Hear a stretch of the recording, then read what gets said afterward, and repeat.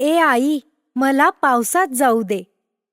इयत्ता पहिली, कविता क्रमांक 8. कवयित्री वंदना विटणकर.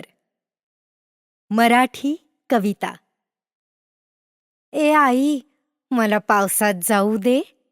ए आई, मला पावसात जाऊ दे. एकदाच ग भिजूनी मला चिंब चिंब होऊ दे.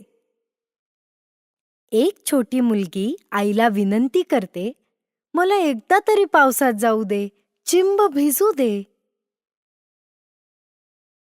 मेघ कसे बघ गडगड करीती, विजा नभातून मला खुणविती. त्यांच्या संगे अंगणात मज खूप खूप नाचू दे. मेघ ढग गडगड आवाज करतात.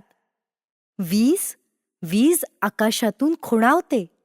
नाच, अंगणात खूप खूप नाचायचे आहे. बदकांचा बघ थवा नाचतो, बेडूक दादा हाक मारतो. पाण्यामधूनही त्यांचा मजला पाठलाग करू दे. बदकांचा थवा, बदके पाण्यात नाचतात. बेडूक दादा, बेडूक हाक मारतो. पाठलाग, पाण्यातून पाठलाग करायचा आहे.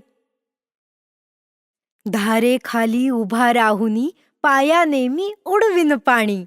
ताप, खोकला, शिंका, सर्दी वाटेल ते होऊ दे. मुलगी म्हणते, पावसाच्या धारेखाली उभी राहीन, पायाने पाणी उडवीन. ताप, खोकला, सर्दी काहीही झाले तरी चालेल, पण पावसात भिजायचेच.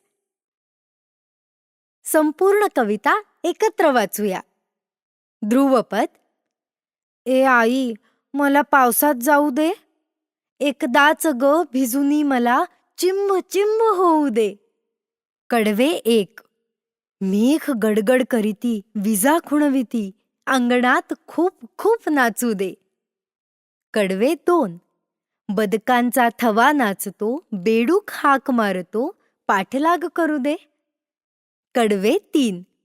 धारेखाली उभे राहून पाणी उडवीन, वाटेल ते होऊ दे. पावसाविषयी बोलूया. मित्रांनो, आता आपण पावसाबद्दल विचार करूया. आवडता ऋतू. तुझा सर्वात आवडता ऋतू कोणता? पावसाळा. तुला पावसाळा आवडतो का? पावसात भिजणे. तुला पावसात भिजायला आवडते का? परिसरातील बदल. पाऊस पडल्यावर परिसरात कोणते बदल होतात? कविता सादरीकरण. सामूहिक. सर्व मुले एकत्र तालासुरात कविता म्हणतात. वैयक्तिक. प्रत्येक मूल स्वतः साभिनय कविता सादर करते. गटचर्चा.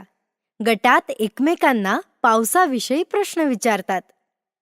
कविता तालासुरात व साभिनय म्हणण्याचा सराव करा.